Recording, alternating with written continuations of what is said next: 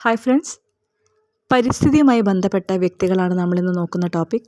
PSC ബുള്ളറ്റിനിൽ പ്രസിദ്ധീകരിച്ചിട്ടുള്ള ഫാക്ട്സാണ് നമ്മളിവിടെ discuss ചെയ്യുന്നത്. ന്യൂഡൽഹി ആസ്ഥാനമായ centre for science and environment CSE സ്ഥാപിച്ചത് അനിൽ അഗർവാൾ ആണ്. ന്യൂഡൽഹി ആസ്ഥാനമായ സെൻറ്റർ ഫോർ സയൻസ് ആൻഡ് എൻവയോൺമെൻറ്റിൻ്റെ സ്ഥാപകൻ അനിൽ അഗർവാൾ.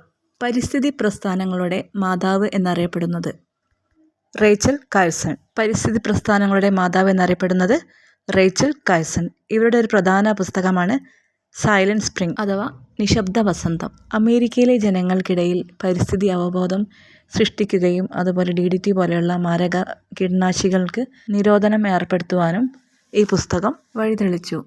1962 ഈ പുസ്തകത്തിൻ്റെ ആദ്യ പ്രതി പുറത്തു വന്നത്. DDT പോലുള്ള മാരക കീടനാശിനികൾ പരിസ്ഥിതിയിൽ ഉണ്ടാക്കുന്ന മാരക ഫലങ്ങളെക്കുറിച്ചും പക്ഷികൾ പാടാതാവുന്ന ഒരു കാലത്തെക്കുറിച്ചും മുന്നറിയിപ്പ് തരുന്നതായിരുന്നു ഈ പുസ്തകം. ഇൻസെക്റ്റ് ബോംബ് എന്ന പേരിൽ അറിയപ്പെട്ടിരുന്ന അമേരിക്കയിലെത്തിയ DDT 1945 വിമാനമാർഗം ജനവാസ കേന്ദ്രങ്ങൾ ഉൾപ്പെടെയുള്ള പ്രദേശങ്ങളിൽ തളിക്കുവാൻ ഗവൺമെൻറ് തീരുമാനിച്ചു. ഇത് പരിസ്ഥിതിയുടെ നാശത്തിന് ആക്കം കൂട്ടി.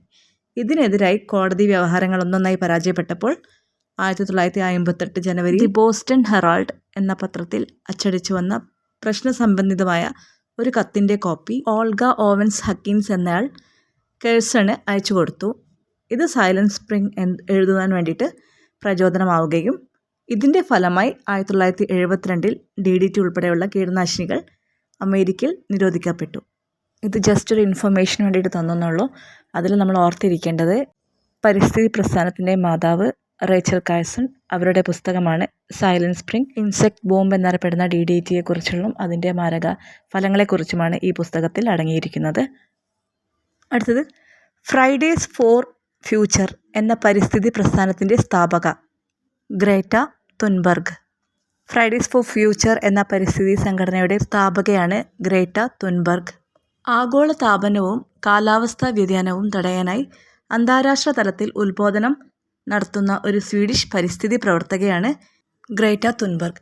2018 ഓഗസ്റ്റ് 20 9ാം ക്ലാസ്സിൽ പഠിക്കുകയായിരുന്ന തുൻബർഗ് ഉഷ്ണതരംഗവും കാട്ടുതീയും കഴിഞ്ഞ സമയത്ത് സെപ്റ്റംബറിൽ സ്വീഡൻ്റെ പൊതു തിരഞ്ഞെടുപ്പിന് ശേഷം മാത്രമേ സ്കൂളിൽ പോകുകയുള്ളൂ എന്ന് തീരുമാനിച്ചു. പാരീസ് അഗ്രിമെൻ്റ് അനുസരിച്ച് കാർബൺ ഉദ്വമനം കുറയ്ക്കാൻ ആവശ്യമായ നടപടികൾ സ്വീഡിഷ് സർക്കാർ എടുക്കണമായിരുന്നു. അവളുടെ ആവശ്യം പാർലമെൻറ്റ് മന്ദിരത്തിൽ, അതായത് റിക്സ്ഡാഗ് ആണ് സ്വീഡൻ്റെ പാർലമെൻറ്റ്, അതിന് പുറത്ത് കാലാവസ്ഥയ്ക്ക് വേണ്ടി സ്കൂൾ പണിമുടക്ക് എന്ന ബോർഡ് പിടിച്ചുകൊണ്ട് എല്ലാ ദിവസവും സ്കൂൾ സമയത്ത് കുത്തിയിരിപ്പ് സമരം നടത്തി. പൊതു തിരഞ്ഞെടുപ്പിന് ശേഷം വെള്ളിയാഴ്ചകളിൽ മാത്രമായി സമരം തുടർന്നു. തുൻബർഗിൻ്റെ സമരം ലോകവ്യാപകമായ ശ്രദ്ധ പിടിച്ചുപറ്റി. വിദ്യാർത്ഥി പണിമുടക്കുകളിൽ പങ്കെടുക്കാൻ ലോകമെമ്പാടുമുള്ള സ്കൂൾ വിദ്യാർത്ഥികൾ പ്രചോദിതരായി. 2018 ഡിസംബറിൽ 270-ലധികം നഗരങ്ങളിൽ നിന്നും 20,000-ലധികം വിദ്യാർത്ഥികളാണ് സമരം നടത്തിയത്. ഇങ്ങനെയാണ് ഫ്രൈഡേസ് ഫോർ ഫ്യൂച്ചർ എന്ന സംഘടന നിലവിൽ വന്നത്. ഇവിടെ ഇത്ര ഡീപ്പായിട്ട് നമ്മൾ പഠിക്കേണ്ട ആവശ്യമില്ല. ഇവിടെ നമ്മൾ പഠിക്കേണ്ടത് ഫ്രൈഡേസ് ഫോർ ഫ്യൂച്ചർ എന്ന സംഘടന ഗ്രേറ്റ തുൻബർഗിൻ്റേതാണ്. അതുപോലെ നമ്മൾ പറയുന്ന കൂട്ടത്തിൽ പറഞ്ഞു സ്വീഡിഷ് പാർലമെൻറ്റ് അറിയപ്പെടുന്നത് റിക്സ്ഡാഗ് ആണ്. ബാക്കിയുള്ള നമ്മൾ ജസ്റ്റ് ഇൻഫർമേഷന് വേണ്ടിയിട്ട് തന്നതാണ്. അടുത്ത് നോക്കാം. ഭൗമദിനം എന്ന ആശയത്തിൻ്റെ ഉപജ്ഞാതാവ് ഗെയ്ലോർഡ് നെൽസൺ. ഭൗമദിനം എന്ന ആശയത്തിൻ്റെ ഉപജ്ഞാതാവാണ് ഗെയ്ലോർഡ് നെൽസൺ. അടുത്തത് നവധാന്യ എന്ന പ്രസ്ഥാനം ആരംഭിച്ചത് വന്ദന ശിവ. നവധാന്യ എന്നത് പ്രകൃതി സംരക്ഷണം, അതുപോലെ ജൈവ കൃഷി, കർഷകരുടെ അവകാശങ്ങൾ, വിത്തു സംരക്ഷണം എന്നിവയ്ക്ക് വേണ്ടി പ്രവർത്തിക്കുന്ന സർക്കാർ ഇതര സംഘടനയാണ്. 1984 വന്ദന ശിവയാണ് ഇത് സ്ഥാപിച്ചത്. അടുത്തത് ബയോഡൈവേഴ്സിറ്റിയുടെ പിതാവ് എന്നറിയപ്പെടുന്നത് എഡ്വേർഡ് ഓസ്ബോൺ വിൽസൺ. ബയോഡൈവേഴ്സിറ്റിയുടെ പിതാവ് എഡ്വേർഡ് ഓസ്ബോൺ വിൽസൺ. അടുത്തത് അപിക്കോ പ്രസ്ഥാനം രൂപീകരിച്ചത് പാണ്ഡുരംഗ ഹെഗ്ഡെ. സുന്ദർലാൽ ബഹുഗുണയുടെ ചിപ്കോ പ്രസ്ഥാനത്തിൽ നിന്നും പ്രചോദനം ഉൾക്കൊണ്ട് 1983 സെപ്റ്റംബർ 8 കർണാടകത്തിലെ പരിസ്ഥിതി പ്രവർത്തകനായ പാണ്ഡുരംഗ് ഹെഗ്ഡെ സ്ഥാപിച്ചതാണ് അപിക്കോ പ്രസ്ഥാനം. തേക്കു പ്ലാന്റേഷനു വേണ്ടി പശ്ചിമഘട്ടത്തിലെ സാധാരണ മരങ്ങൾ വെട്ടുന്നതിലുള്ള പ്രതിഷേധത്തിൻ്റെ ഭാഗമായാണ് അപിക്കോ പ്രസ്ഥാനം രൂപപ്പെട്ടത്. ചിപ്കോ പ്രസ്ഥാനത്തിലേതിനു സമാനമായി മരത്തെ ആലിംഗനം ചെയ്യുകയാണ് അപ്പിക്കോയിലും ചെയ്യുന്നത്. കന്നഡയിൽ അപ്പിക്കോ എന്ന പദത്തിൻ്റെ അർത്ഥം ആലിംഗനം ചെയ്യുക എന്നതാണ്. അടുത്തത് ആധുനിക പരിസ്ഥിതി ശാസ്ത്രത്തിൻ്റെ പിതാവ് എന്നറിയപ്പെടുന്നത് യുജീൻ പി ഓഡം. ആധുനിക പരിസ്ഥിതി ശാസ്ത്രത്തിൻ്റെ പിതാവ് യുജീൻ പി ഓഡം.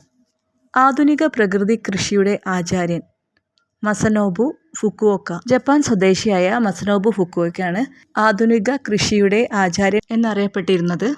ഭൂമി ഉഴുതുമറിക്കുകയോ കള പറിക്കുകയോ വളമോ കീടനാശിനിയോ ഉപയോഗിക്കുകയോ ചെയ്യാതെ കൃഷി നടത്തണമെന്ന് ആഹ്വാനം ചെയ്ത ശാസ്ത്രജ്ഞനാണ് ഫുക്കുവോക്ക.